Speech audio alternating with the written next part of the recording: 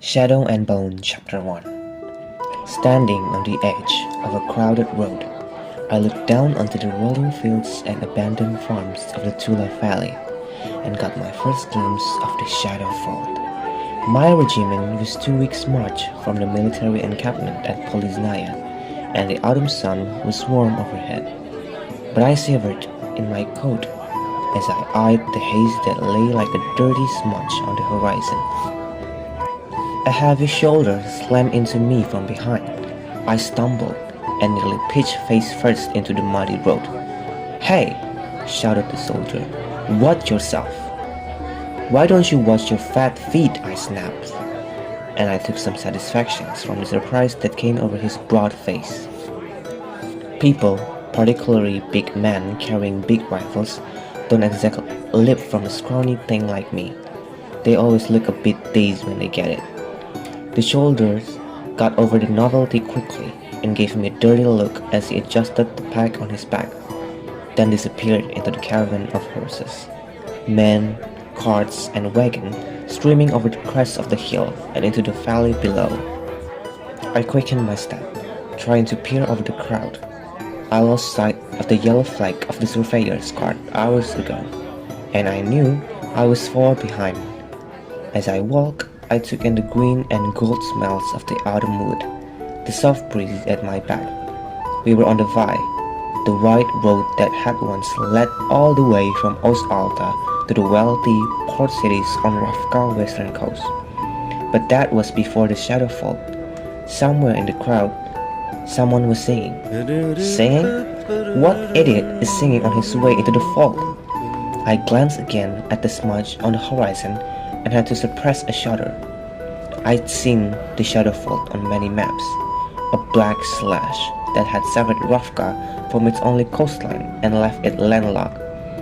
Sometimes it was shown as strain, sometimes as a black and shapeless cloud, and then there were in the maps that just show the Shadow Fort as a long, narrow lake and label it by its other name, the Unsea.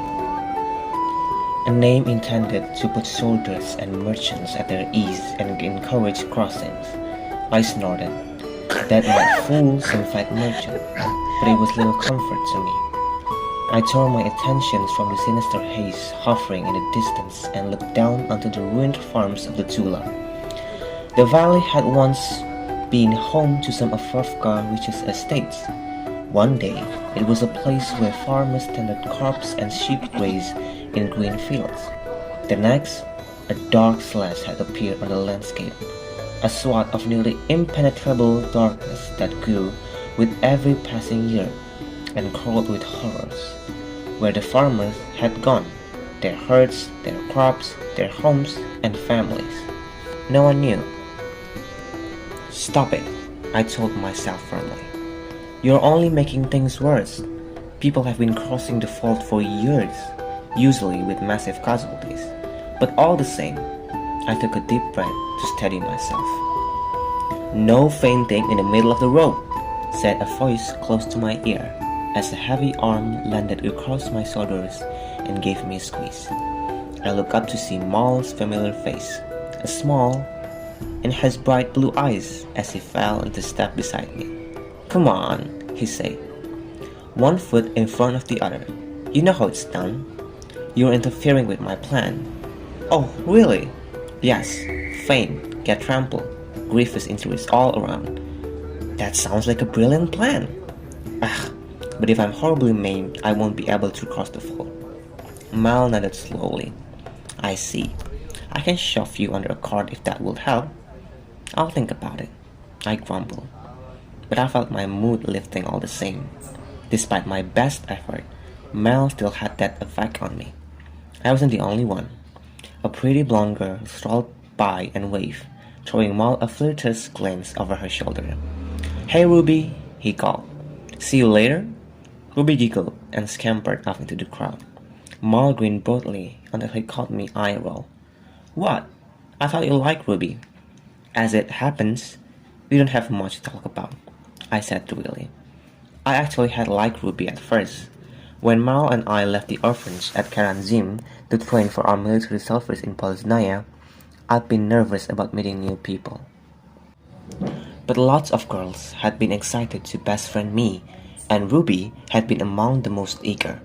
Those friendships lasted as long as it took me to figure out that their only interest in me lay in my proximity to Mel.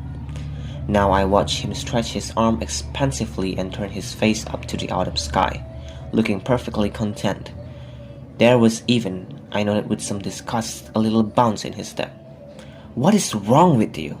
I whispered furiously. "Nothing," he said, surprised. I felt great. "But how can you be so jaunty?" "Jaunty? I've never been so jaunty. I hope never to be jaunty." "Well, then what's all this?" I asked, having a hand at him. "You look like you're on your way to a really good dinner instead of possible death and dismember." Mal laughed. "You worry too much. The king sent a whole group of Grisha pirates to cover the skiffs, and even a few of those creepy heart tenders.